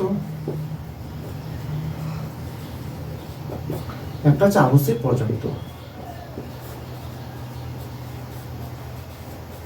আবশ্যিক আর পর্যাপ্ত, এই 3টা শর্ত আমাকে বুঝতে হবে এনি হাউ। দেখো আবশ্যিক শর্ত কি বলছে, যখন দুটি ঘটনার মধ্যে যেমন সম্বন্ধ হয়, যে কোনো একটি ঘটনা না ঘটলে অন্যটি ঘটে না। এটা খুবই ইম্পর্টেন্ট। কোনো একটা ঘটনার মধ্যে দেখা যায় যখন দুটো ঘটনা আছে, দুটো ঘটনার মধ্যে একটা সম্বন্ধ আসলো, আবশ্যিক শর্ত মানে হবেই যে একটি ঘটনা না ঘটলে অন্যটি ঘটে না, এবং একটি ঘটলে অন্যটি নাও ঘটতে পারে। এই যে আবশ্যিক শর্ত নোট দেওয়া রয়েছে, ওখান থেকে একদম ছেড়ে মুখস্থ করে ফেলবা। দুটো ঘটনা আছে, যে একটা ঘটনা না ঘটলে অন্যটি ঘটে না। ঠিক আছে। আবার দেখা যাচ্ছে, যেমন আমি যদি বলি যে অক্সিজেন না থাকলে আগুন কিন্তু জ্বলে না। অক্সিজেন যদি না থাকে তাহলে কিন্তু আগুন আমার নাও জ্বলতে পারে। ঠিক আছে, যে অক্সিজেন থাকলে আমার আগুন জ্বলবে। এবার দ্বিতীয় পার্টটা কি বলছে, একটি ঘটলে অন্যটি নাও ঘটতে পারে। এবার দেখা যাচ্ছে অক্সিজেন আছে, কিন্তু অক্সিজেন থাকলে আগুন নাও ঘটতে পারে। কেমন ব্যাপারটা বলেছে, আমরা সবসময় মাথায় রাখবে আবশ্যিক শর্তের ক্ষেত্রেও দুটো ঘটনা, পর্যাপ্ত শর্তের ক্ষেত্রেও দুটি ঘটনা, আর আবশ্যিক পর্যাপ্ত শর্তের ক্ষেত্রে সর্বদা দুটি ঘটনার মধ্যে সম্বন্ধ ঘটবে। তাই আবশ্যিক ঘটনার মধ্যে শর্তের ক্ষেত্রে কি বলছে, যে একটি ঘটনা ঘটলে অন্য ঘটনাটি ঘটে। তার মানে যদি অক্সিজেন থাকে তাহলে আগুন ধরে যাচ্ছে। দ্বিতীয় পার্টে কি বলছে, কিন্তু প্রথম ঘটনাটি থাকলেও একটি ঘটলে অর্থাৎ অক্সিজেন থাকলেও আমার দ্বিতীয় ঘটনাটি নাও ঘটতে পারে। এখন দেখা গেল যে তুমি যেখানে আগুন ধরাতে গেছো সেই কাঠগুলো সব ভিজে গেছে, তো অক্সিজেন তো আছে কিন্তু কাঠে কী করছে, আগুন কিন্তু লাগছে না। তাহলে এই ধরনের বিষয়গুলো উদাহরণগুলো হয়ে যাবে কার মধ্যে, আবশ্যিক শর্তের মধ্যে ঢুকে যাবে। ক্লিয়ার? মাথার মধ্যে ঢুকেছে? তাহলে দুটো ঘটনার মধ্যে সর্বদা একটা শর্তের সম্বন্ধ থাকবে। কি সম্বন্ধ থাকবে? কার্যকারণ সম্বন্ধ থাকবে। একটি ঘটনা ঘটলে অপর ঘটনাটি ঘটে, আবার একটি ঘটনা না ঘটলে অপর একটি ঘটনা ঘটলে অন্যটি নাও ঘটতে পারে। এই ধরনের হচ্ছে আবশ্যিক শর্ত। উদাহরণ হচ্ছে অক্সিজেনের উপস্থিতি হলো দহন ক্রিয়ার আবশ্যিক শর্ত। মাথায় রাখবা, এটা আসে পরীক্ষায় যে অক্সিজেনের উপস্থিতি হলো দহন ক্রিয়ার আবশ্যিক কি ধরনের শর্ত, আবশ্যিক, পর্যাপ্ত না আবশ্যিক পর্যাপ্ত। হয়ে গেল। পর্যাপ্ত শর্ত কাকে বলছে? আবার বললাম বারবার যে দুটি ঘটনার মধ্যে সম্বন্ধ থাকবে। এখানে কি বলছে? একটি ঘটলে অন্যটি ঘটে। আগেটাতে কি বললো? যে একটি ঘটনা না ঘটলে অন্যটি ঘটে না, অর্থাৎ অক্সিজেন না থাকলে আগুন ধরে না। আবার দ্বিতীয় লাইনটাতে কি বললো? যে একটি ঘটলে অন্যটি নাও ঘটতে পারে, অর্থাৎ অক্সিজেন থাকলে আগুন নাও ধরতে পারে। চলে গেল। পর্যাপ্ত শর্তের কি বলছে? দুটো ঘটনা, একটি ঘটলে অন্যটি ঘটে। আবার কি বলছে? একটি না ঘটলেও অন্যটি ঘটতে পারে, মানে অক্সিজেন না থাকলেও আগুন ধরে যাবে, এটা তো সম্ভব না। তার মানে উদাহরণ আলাদা হবে। বলছে হৃৎপিণ্ডে গুলি লাগা মৃত্যুর পর্যাপ্ত শর্ত। হৃৎপিণ্ডে গুলি লেগে গেল, তাহলে একটি ঘটলে হৃৎপিণ্ডে গুলি লাগলো আর লোকটি মারা গেল। ঠিক আছে, খুব সুন্দর। হৃৎপিণ্ডে গুলি লাগলো আর লোকটি কী হলো? মরে গেল। তাহলে একটি ঘটলে অপরটি ঘটে। হৃৎপিণ্ডে গুলি লাগলো, সে একটি ঘটলে অন্যটি ঘটে, অর্থাৎ হৃৎপিণ্ডে গুলি লাগলো, তার মৃত্যু হয়ে গেল। এবার বলছে একটি না ঘটলেও অন্যটি ঘটতে পারে। এরকম একটি ব্যাপার আছে যে সবসময় হৃৎপিণ্ডে গুলি না, মানে হৃৎপিণ্ডে গুলি লাগলেই যে মৃত্যু হবে এরকম তো ব্যাপার আছে? অনেক সময় সবারই যেখানে গুলি খেয়েই মরে, এরকম ব্যাপারটা নয়। এটা মাথার মধ্যে রাখতে হবে। বলছে একটি ঘটলে অন্যটি ঘটে, তার মানে হৃৎপিণ্ডে গুলি লাগলো, লোকটার মৃত্যু ঘটে গেল, হয়ে গেল। আবার বলছে একটি না ঘটলেও, অর্থাৎ হৃৎপিণ্ডে গুলি না লাগলেও আমার দ্বিতীয় ঘটনাটি ঘটবে বা ঘটতে পারে। দ্বিতীয় ঘটনা, আমার যদি গুলি না লাগে হার্ট অ্যাটাক হয়ে মরতে পারে, বিষ খেয়ে তার মৃত্যু হতে পারে, তার হয়তো অসুস্থতার কারণে মরতে পারে, ক্যান্সার হয়ে মরতে পারে। তারপর সবসময় গুলি খেয়েই মরে এরকম ব্যাপারটা নয়। তাহলে এখানে দুটোই সম্বন্ধ ভালো করে ডেফিনেশনটা দেখবা। একটি ঘটলে অন্যটি ঘটে, মানে হৃৎপিণ্ডে গুলি লাগলো তার মৃত্যু হবে, এটা ঘটে। কিন্তু একটি না ঘটলেও, অর্থাৎ হৃৎপিণ্ডে গুলি না লাগলেও তার কিন্তু মৃত্যু হতে পারে। এই ধরনের ঘটনাগুলো হচ্ছে, বা এই ধরনের যে শর্ত, এটা হচ্ছে পর্যাপ্ত শর্ত। আর আবশ্যিক পর্যাপ্ত শর্ত কি বলছে? যখন দুটি ঘটনার মধ্যে হচ্ছে প্রথমটি না ঘটলে দ্বিতীয়টি ঘটে না, আবার প্রথমটি ঘটলে দ্বিতীয়টি ঘটবে না, একটা শর্ত আছে। প্রথম দ্বিতীয়টি না ঘটে দ্বিতীয়টা ঘটবে না, আবার প্রথমটি ঘটলে দ্বিতীয়টি ঘটবে। কেমন আছে? ভিজে কাঠে আগুন জ্বালানো হলো ধূমের আবশ্যিক পর্যাপ্ত শর্ত। যদি আমি ভিজে কাঠে আগুন লাগাই তাহলে ধোঁয়া উঠবে, যদি আমি ভিজে কাঠে আগুন না লাগাই তাহলে ধোঁয়া উঠবে না। এই ঘটনাটা, তাহলে একটি ঘটলে অপরটি ঘটবে, আর একটি না ঘটলে দ্বিতীয়টি আমার ঘটবে না। এটা পিডিএফ আকারে দেওয়া রয়েছে, আর ভালো করে এখানে দেখে নিবা। ক খ এটা দিয়ে কিন্তু পরীক্ষায় থাকে। পরীক্ষায় কেমন থাকে? পরীক্ষায় প্রশ্ন দিবে ক ও খ দুটি ঘটনা। ক না ঘটলে খ ঘটে না, এর আগে আমরা বললাম অক্সিজেন না থাকলে দহন ক্রিয়া মানে হবে না। ঠিক আছে, কিন্তু ক ঘটলে খ নাও ঘটতে পারে, কিন্তু অক্সিজেন থাকলে পরে দহন ক্রিয়া নাও করতে পারে। এই যে উদাহরণগুলো আছে এখান থেকে তো একটা প্রশ্ন থাকবেই। আর যে উদাহরণগুলোর কথা বললাম, হৃৎপিণ্ডে গুলি, মৃত্যুর কারণ, এটা কী ধরনের শর্ত, অক্সিজেন দহন, ঠিক আছে, অক্সিজেনের মাধ্যমে দহন ক্রিয়া সম্পন্ন হলো, এটা কী ধরনের শর্ত, এইরকম ঘটনাগুলো ঘটে থাকে। তারপরে হচ্ছে ভিজে কাঠে অগ্নিসংযোগ, এখানে কী ধরনের শর্ত, এই ধরনের প্রশ্ন কিন্তু থাকে, যেগুলো পিডিএফ আকারে তোমাদেরকে দেওয়া রয়েছে। ঠিক আছে, এটা একবার দেখে নিবা, তাহলেই হয়ে গেল। এখান থেকে আমি বারবার বলে দিলাম বহু কারণবাদের প্রবক্তা কারা, এক কারণবাদের প্রবক্তা কারা, তারপর হচ্ছে বেইনের মতো ডেফিনেশন, পারভেজ রিডের মতো ডেফিনেশন। এখান থেকে কিন্তু প্রশ্ন থাকবেই থাকবে। এই যেমন একটা প্রশ্ন বলেছে ক না ঘটলে খ ঘটে না, এবং ক ঘটলে খ নাও ঘটতে পারে, এটা কী ধরনের অনুমান, এখান থেকে প্রশ্ন হবেই হবে। বিষপান মৃত্যুর কারণ, এক্ষেত্রে কারণ কথাটি কোন অর্থে ব্যবহৃত হয়েছে? এটা মাথায় রাখতে হবে, পর্যাপ্ত শর্তের উপর ব্যবহৃত হয়েছে। যে বিষপান করলে পরে মৃত্যু হবে, তাহলে দুটো ঘটনা। হৃৎপিণ্ডে গুলি লাগলে মৃত্যু হবে, দুটো ঘটনা। কিন্তু বিষপান না করলেও তার মৃত্যু হবে, এটা মানতে হবে। কেমন? অন্যভাবে মৃত্যু হতে পারে, তাহলে মানুষ তো মরবে, এটা স্বাভাবিক কথা। আচ্ছা, ইঞ্জিনে তেল থাকা মোটর গাড়ি চলার কীরূপ শর্ত? ইঞ্জিনে যদি তেল থাকে তাহলে আমার কি আছে? মোটর গাড়ি চলবে। আমরা প্রথম ঘটনাটা কী দেখলাম? দুটো ঘটনা, যে ইঞ্জিনে তেল দিলে পরে গাড়ি ঘটে, একটি না ঘটলে দ্বিতীয়টা ঘটে না, অর্থাৎ ইঞ্জিনে যদি আমার তেল না থাকে তাহলে গাড়ি চলবে না। আবার বলছে যে ক ঘটলে খ নাও ঘটতে পারে, আবার ইঞ্জিনে তেল থাকলেও গাড়ি নাও চলতে পারে। তো ইঞ্জিনে তোমার তেল আছে, দেখা যাচ্ছে অনেক গাড়িতে তেল আছে, এতে গাড়ি অন্য কারণে খারাপ হয়ে যেতে গাড়ি চলবে, তাই এটা মাথায় রাখতে হবে। এটা কী ধরনের শর্ত? আবশ্যিক শর্ত। এগুলো বাড়িতে বারবার দেখবা। আচ্ছা, এই জায়গাটা গেল, এটা আমার দরকার নাই। এক কারণের মধ্যে সমর্থক, বহু কারণের মধ্যে সমর্থক হলো। এবার আসলো আমার প্রশ্ন, লাস্ট প্রশ্ন, সেটা হচ্ছে কি মিলের পরীক্ষামূলক অনুসন্ধান পদ্ধতি। আমরা কারণটাকে বেশি ঘাটাবো না, এখানে কোনো কিছু নেই, ঠিক আছে। এখানে ছিল কারণের ডিফিনেশন, শর্ত, কার্য, তারপরে গিয়েছে সদর্থক, নমর্থক, শর্তের সমষ্টির কথা কে বলেছেন, কারণের গুণগত লক্ষণ কে বলেছেন, পরিমাণগত লক্ষণ কে বলেছেন, কার্ভেত রিড, ঠিক আছে। বহু কারণবাদ কাকে বলে, এক কারণবাদ কাকে বলে, কারণের শর্তকে কয় ভাগে ভাগ করা যায়, আবশ্যিক শর্ত কি, পর্যাপ্ত শর্ত কি, আবশ্যিক পর্যাপ্ত শর্ত কাকে বলে। এদের যে উদাহরণগুলো আছে, ক ঘটলে খ নাও করতে পারে, এই উদাহরণগুলো ভালো করে দেখবা, যেটা দিয়েছি পিডিএফ আকারে, ব্যাস। আর তোমাকে কি আটকাতে পারে, আর উদাহরণগুলো ভালো করে দেখে নিবা। ভিজে ঘাটে অগ্নিসংযোগ কারণের কি ধরনের শর্ত, হৃৎপিণ্ডের গুলি কি ধরনের শর্ত, এগুলো ভালো করে দেখবা। এখানে 6 কমন পেয়ে যাওয়া। এর বাইরে এখানে সব থেকে ছোট চ্যাপ্টার হচ্ছে এটা। আচ্ছা, লাস্ট চ্যাপ্টার হচ্ছে মিলের আরোহমূলক পদ্ধতি। মিল অনেকগুলো পদ্ধতির কথা বলেছে। এখান থেকে যেটা ইম্পর্টেন্স প্রশ্ন রয়েছে, এখান থেকে প্রশ্ন থাকবে দুটো। কটা প্রশ্ন থাকবে? দুটো। কিসে থাকবে? Only for MCQ. এমসিকিউতে আমার থাকবে কটা প্রশ্ন? দুটো প্রশ্ন থাকবে। এসিকিউ এখান থেকে থাকবে না, একটা ব্রড প্রশ্ন থাকবে। কোনটা ব্রড প্রশ্ন থাকবে সেটা আমি সাজেশন আকারে বলে দিয়েছি, এই ক্লাসের মধ্যে বলে কোনো লাভ নাই। দুটোর মধ্যে একটা জিনিস মাথায় রাখতে হবে, দুটোর মধ্যে একটা আমি কমন এখান থেকে 100% দিয়ে দিচ্ছি। সেটা কোনটা? আমরা দেখেছিলাম যে বিলের পদ্ধতিগুলো ছিল, একদিকে তোমরা ভালো করে দেখবে যে এ বি সি, আবার এ বি সি, পূর্ববর্তী ঘটনা, অনুবর্তী ঘটনা, আবার দেখবে এখানে এইভাবে ছিল। 1 মিনিট, ছকটা তোমাদের দেখে দিয়েছিলাম, এ সি ডি, হ্যাঁ, এই যে এ সি ডি, এটা ছোট এ সি ডি। এই যে উদাহরণ দিয়েছিলাম 3টা পদ্ধতির ক্ষেত্রে, কিসের? একটা অন্বয় পদ্ধতি, একটা ব্যতিরেখী পদ্ধতি, একটা অন্বয় ব্যতিরেখী পদ্ধতি, একটা স্বপরিবর্তন পদ্ধতি। এই যে 4টা দিয়েছিলাম, এই 4টার মধ্যে একটা এমসিকিউ প্রশ্ন থাকবে, এটা 100% শিওর, কেউ আটকাতে পারবে না। এখান থেকে থাকলো কি আরেকটা প্রশ্ন। আমি আবারও বলি যে আমরা দৃষ্টান্তগুলো দিয়েছিলাম যে একটা পূর্ববর্তী ঘটনা, একটা অনুবর্তী ঘটনা। কার ক্ষেত্রে? 4টা পদ্ধতির ক্ষেত্রে। মিলের অন্বয় পদ্ধতি, তারপরে ছিল মিলের ব্যতিরেখী পদ্ধতি, মিলের অন্বয় ব্যতিরেখী পদ্ধতি, আর ছিল গিয়ে কি সহপরিবর্তন পদ্ধতি। তাহলে এই যে 4টা পদ্ধতির ক্ষেত্রে যে আমরা দৃষ্টান্ততে দিয়েছি, এই দৃষ্টান্তটি ভালো করে মাথায় রাখবা, পরীক্ষায় কমন পাবা শিওর। হয়ে গেল? আচ্ছা, আমরা যদি মিলের অন্বয় পদ্ধতিটা একবার দেখে নিই, তাহলে মিলের অন্বয় পদ্ধতির ক্ষেত্রে পূর্ববর্তী আর অনুবর্তী ঘটনার ক্ষেত্রে আমরা দেখব ক্যাপিটাল হাতের ছিল A B C, A D F আর এ এফ জি ছোট হাতে।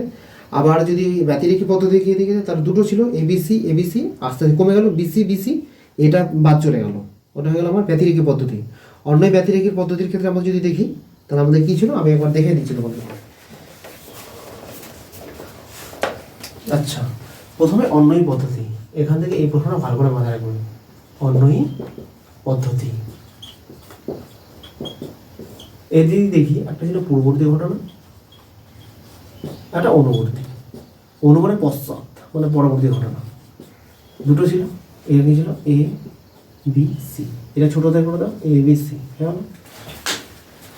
আচ্ছা, সেকেন্ডটা দেখো কি বলেছে। সেকেন্ড ঘটনাটা হচ্ছে A D E, A D E, এটা ছোটদের করে দাও, এ ডি ই হলো। তারপরে কি বলেছে? এ এফ জি, এ এফ জি, এ এফ জি হলো। এবার অতএব কারণ দিয়ে কি বলছে? অতএব চিহ্ন দিয়ে বলছে এ হলো কার কারণ বলো তো? তাহলে হয়ে গেল এ হলো ছোট হাতের এ এর কারণ, এ হলো এ এর কারণ। তাহলে এই ধরনের যদি দৃষ্টান্ত দেয়, মানে দিবে, মানে দিবেই 100% শিওর। এটা হচ্ছে অন্যয় পদ্ধতি। কি পদ্ধতি? অন্যয় পদ্ধতি। এটা ভালো করে মনে রাখার চেষ্টা করো। হয়ে গেল। সেম অনুরূপভাবেই আমার পূর্ববর্তী ঘটনা আর অনুবর্তী ঘটনা, এই পূর্ববর্তী ঘটনা আর অনুবর্তী ঘটনার মধ্যে একটা বিষয় আমার থেকে গেল, সেটা কি? এখানে রাখতে হবে। এখানে পদ্ধতিটা হয়ে গেল কার? এটা ছিল অন্যয় পদ্ধতি। এবার ঢুকি আমার এখানে কি পদ্ধতি? ব্যতিরেখী পদ্ধতি। ব্যতিরেখী পদ্ধতির ক্ষেত্রে মাথায় রাখতে হবে এখানে দুটো জিনিস, এ বি সি, এ বি সি। এবার এখান থেকে এটা বাদ যাবে গেলে বিসি বিসি হলো। অতএব এ হলো কার কারণ বলতো? অতএব এ হলো ছোট হাতের এ এর কারণ। প্রত্যেকটার ক্ষেত্রেই এ হলো ছোট হাতের এ এর কারণ। এ হলো, শুধু তোমরা এইটুকু জায়গা মাথায় রাখতে বলবা, এ হলো এ এর কারণ। কারণ। এটা হয়ে গেলো কি, এটা হলো ব্যতিরেখী পদ্ধতি হয়ে গেলো। তাহলে আগেটাতে আমরা দেখলাম ABC, ABE, ADE, AFG, ঠিক আছে। আর এটার ক্ষেত্রে দিলাম শুধু দুটো ঘর ABC, এরা বাদ গেলে পরের ঘরটাতে ছোট তাদের চলে আসলো। আশা করি এগুলো মনে থাকবে, ভুলার তো কথা নয়, আর ভুলে গেলে পরে তো ব্যাস নাম্বার কমবে। এটা হলো অন্যই পদ্ধতি, এই ব্যতিরেখী পদ্ধতি। এবার দেখো আমার এখানে একটা জিনিস মাথায় রাখতে হবে, অন্যই ব্যতিরেখী পদ্ধতি। একটা হচ্ছে অন্যই পদ্ধতি আছে এখানে, অন্যই আবার ব্যতিরেখীটা ঢুকে গেল। এই যে দুটো পদ্ধতি ঢুকে গেল, সেই জন্য এটার নাম হয়ে গেল কি বলতো, এই জন্য এটার নাম হলো অন্যই পদ্ধতি যে ব্যতিরেখী, মানে দুটো পদ্ধতি, দুটো থাকার জন্য এই পদ্ধতিকে বলা হয় যুগ্ম পদ্ধতি। পরীক্ষায় থাকে যুগ্ম পদ্ধতি বলতে কোন পদ্ধতিকে বোঝায়, তাহলে মাথায় রাখবা যুগ্ম পদ্ধতি বলতে আমার অন্যই পদ্ধতি আর ব্যতিরেখী পদ্ধতিকে বোঝায়, ঠিক আছে। যুগ্ম মানে কি দুটো, ঠিক আছে, হয়ে গেল। আচ্ছা, এর ক্ষেত্রে যদি উদাহরণ দেখো, তো এর ক্ষেত্রে লম্বা চওড়া উদাহরণ আছে। কি কি আছে? এ শব্দের ক্ষেত্রে থাকবে ABC, দেখো ভালো করে দেখো, এখানে ABC, ABC হলো। এবার নিল A, বিটাকে বাদ দিয়ে C আর D নিল, তাহলে ACD, ওকে। এবার কি হলো, আমার সিটাকে বাদ দিয়ে দিল, ADE, ADE হয়ে গেল। আবার আমার কি করলো, BCD করে এইভাবে করে নামতে থাকবে, যত দূর যাবে সেই ক্ষেত্রে হয়ে গেলো কি আমার এ হলো ডি এর কারণ, এটা হচ্ছে আমার ব্যতিরেখী পদ্ধতি। আর স্বপরিবর্তন পদ্ধতির ক্ষেত্রে মাথায় রাখতে হবে ABC, ABC, ABC থাকবে সব বলতে, কিন্তু এদের এখানে 1 1 থাকবে। এখানে 1 1, যদি 1 1 থাকে তারপরে বুঝে নিবা এটা হচ্ছে আমার কার, এটা হচ্ছে আমার মাথায় রাখতে হবে, এটা হয়ে যাবে তখন আমার সহপরিবর্তন পদ্ধতি। এই 1 1 থাকলে মাথায় রাখতে হবে সহপরিবর্তন পদ্ধতি, ব্যাস। এখান থেকে একটা প্রশ্ন হয়ে গেল। তাহলে এখান থেকে থাকবে টোটাল MCQ কটা থাকবে? দুটো, একটা তো কমন পেয়ে গেলাম, থাকলে একটা তো দেখো ওটা কোথা থেকে দিচ্ছি আমি তোকে বলে দিচ্ছি। আচ্ছা, কাকতালীয় দোষ কোন পদ্ধতির ক্ষেত্রে দেখা যায়, কোন পদ্ধতির ক্ষেত্রে ব্যাখ্যা করছে যে কাকতালীয় দোষ হয়, বলো কে বলতে পারে এটা প্রশ্ন? এই প্রশ্নটা কিন্তু অনেকবার টেস্ট পেপারে দেখলাম। আচ্ছা,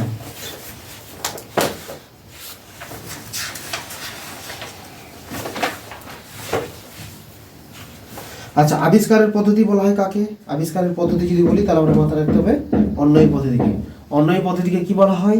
আবিষ্কারের পদ্ধতি। যদি পরীক্ষা থেকে ব্যবহারিক দোষ বলে ব্যবহারিক দোষ কোন পদ্ধতির একটা অসুবিধা, তাহলে অন্যই পদ্ধতির অসুবিধা আমরা পড়েছি এগুলো, ওকে। আচ্ছা, আরোহমূলক এ সিস্টেম অফ লজিক গ্রন্থ রচনা থেকে আমরা জানি বিজ্ঞানী মিল। আচ্ছা, আরোহমূলক পদ্ধতি কয়টি? আরোহমূলক পদ্ধতি হচ্ছে টোটাল 5টা। কি কি? অন্যই পদ্ধতি, ব্যতিরেখী পদ্ধতি, অন্যই ব্যতিরেখী পদ্ধতি, আর একটা হচ্ছে স্বপরিবর্তন পদ্ধতি আর পরিশেষ পদ্ধতি, এটা মাথায় রাখতে হবে। অন্যই ব্যতিরেখী পদ্ধতির এক নাম কি? অপর নাম হচ্ছে যুগ্ম পদ্ধতি। কেন? এখানে অন্যই আর ব্যতিরেখী দুটো পদ্ধতি আছে, তাদের এটাকে বলা হয় যুগ্ম পদ্ধতি। এগুলোর বলা দরকার নাই। আচ্ছা, এই যে কাকতালীয় দোষ যদি বলছে কোন পদ্ধতির অসতর্ক প্রয়োগের ফলে কোন দোষ হয়, মানে কোন পদ্ধতির দেখা যাচ্ছে কোন একটা পদ্ধতি হচ্ছে, মিলের এমন একটি পদ্ধতি আছে যদি আমরা সতর্কভাবে প্রয়োগ না করি তার একটা দোষ হচ্ছে, অসতর্কভাবে প্রয়োগ করে একটা দোষ হচ্ছে, সেই দোষটার নাম কি? কাকতালীয় দোষ। সেটা হচ্ছে কাকতালীয়। তাহলে কোন এটা ইসের ক্ষেত্রে দেখা যায়, মিলের কোন পদ্ধতির ক্ষেত্রে? মিলের কোন পদ্ধতির যদি সঠিকভাবে প্রয়োগ না হয়, ভালো করে শুনবে, মিলের কোন পদ্ধতির অসতর্ক প্রয়োগের ফলে, অর্থাৎ সতর্কভাবে প্রয়োগ না হওয়ার ফলে, মিলের কোন পদ্ধতির অসতর্ক প্রয়োগের ফলে আমার কাকতালীয় দোষ ঘটে, তাহলে মাথায় রাখতে হবে ব্যতিরেখী পদ্ধতির। কোন পদ্ধতির? ব্যতিরেখী পদ্ধতির। হয়ে গেল। আচ্ছা, এগুলো দরকার নেই। আর এখান থেকে যেটা মূল বিষয় সেটা হচ্ছে গিয়ে একটু মাথায় রাখতে হবে আমাকে, যে পরীক্ষণমূলক অনুসন্ধান পদ্ধতি প্রবর্তন করেন কে? মিল। মিলের পরীক্ষণমূলক অনুসন্ধান পদ্ধতির সংখ্যা কয়টি? 5টি। মিল প্রণীত পরীক্ষণমূলক অনুসন্ধান পদ্ধতিগুলোর মধ্যে মৌলিক পদ্ধতির সংখ্যা কয়টি? এটা মাথায় রাখতে হবে। মৌলিক পদ্ধতি তাহলে হচ্ছে 2টি। মৌলিক পদ্ধতির কথা হলে 2টি।